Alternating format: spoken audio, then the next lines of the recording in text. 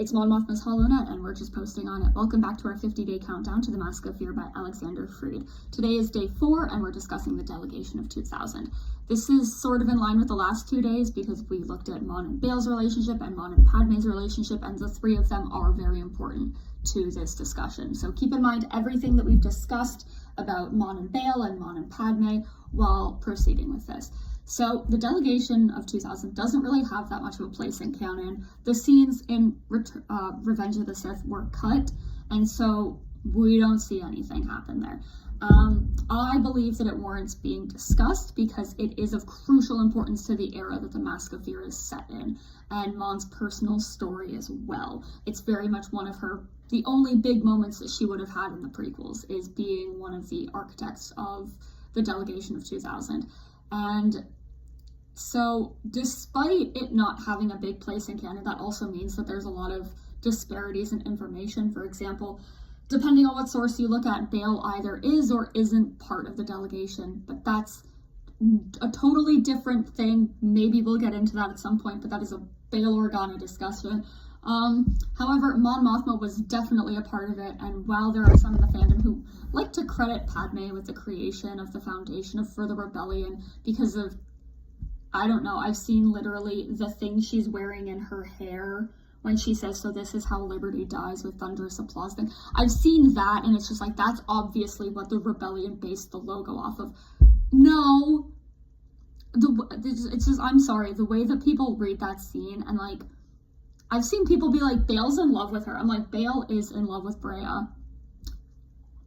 Bael is not in love with Padme. If anything, he's like, this is my wayward younger sister.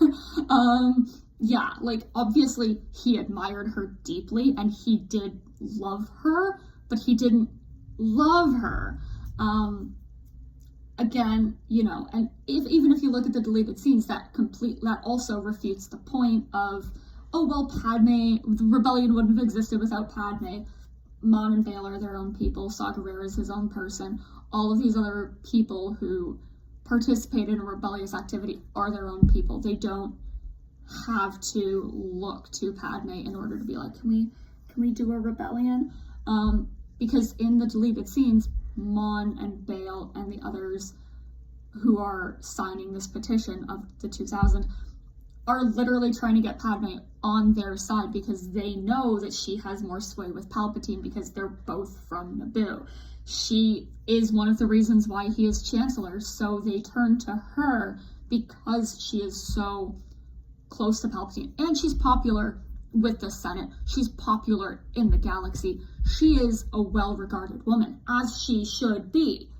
Like, Padme is awesome, but it's just, you know, it really sucks when people are putting down Mon to build up Padme for something that she didn't exactly do. So Mon was one of the primary architects of the Delegation of 2000 and ultimately became a leader of the Rebel Alliance. She is one of the people that brings it to Padme in the hopes that she would join them, in the hopes that this would get to Palpatine. The delegation was a group of loyalist senators who signed the petition of 2000 that was meant to tackle Palpatine's emergency powers at the end of the Clone Wars, including his creation of the rank of Moff, which is like a regional governor, because they were like, wait a minute, we don't need that.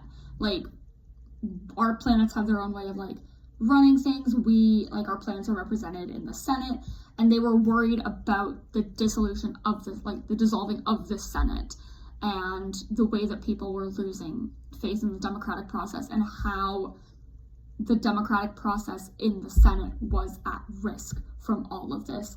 And turns out they were very much right. Palpatine wanted to destroy the Senate because the Senate, ultimately, he dissolves it, but he'd already started chipping away at what they could do. And we see a little bit more of that in Andor, where senators just aren't showing up and they're just leaving, and it's more of like a heckling fest, because that's all Mon is getting. She's in there, people are talking over her, yelling at her, booing her, all of this. It's revolting, right? And it very much, not to get into real world politics too much, even though there is, you know, a reason why these politics work this way, it's very much mirroring our own political structures right now in the West, where but the politicians who are trying to do something are just not being listened to. They're being shot down because of, essentially authoritarianism and authoritarian like-minded, like people who want authoritarianism and totalitarianism. And it's not a good thing, right? And so following the formation of the empire, over 60 of the delegates, including Mon Mothma, were jailed, though she was released. Many of the petitioners withdrew their signatures following the Battle of Kashyyyk, even though a lot of them still quietly supported the goals of the delegation and what they had previously signed in the petition, and ultimately they sided with the Rebel Alliance, right? But again, for their own safety and probably for the safety of their people, because, Alderaan and Chandrila are coming from places of privilege because they are also core worlds, but not every world has that ability to do that. A lot of the delegates who are also signing this were from worlds where the majority of the population are alien, and that is, you don't want to put them in harm's way because of your beliefs, right? So it's very much one of those, like, damned if you do, damned if you don't situations, where it's like, oh, if I sign this, I could put my people in danger, but if I don't stand up against this tyranny, my people are in danger. It's one of those things where you have to very much figure it out and hope that you're right. In the year of the 20th anniversary of Revenge of the Sith, which is where we are now in 2025, I really hope that we can get more information about the Delegation of 2000, because it is crucial information, because it's so important to the end of the war, the beginning of the Empire, and what ultimately becomes the Rebel Alliance. And I have high hopes that in this year, which I have dubbed the Year of Mon Mothma, we will get more information. I just know it. Whether that comes in the form of comics or in books, whatever. Give me the content that will tell me more about the Delegation of 2000, please. It's very important to think about, even though it doesn't really have that much of a spotlight in canon.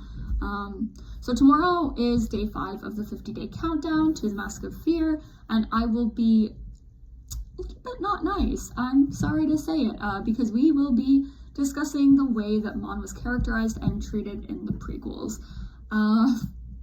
And it's a heavy topic and not one that I like to get into very much.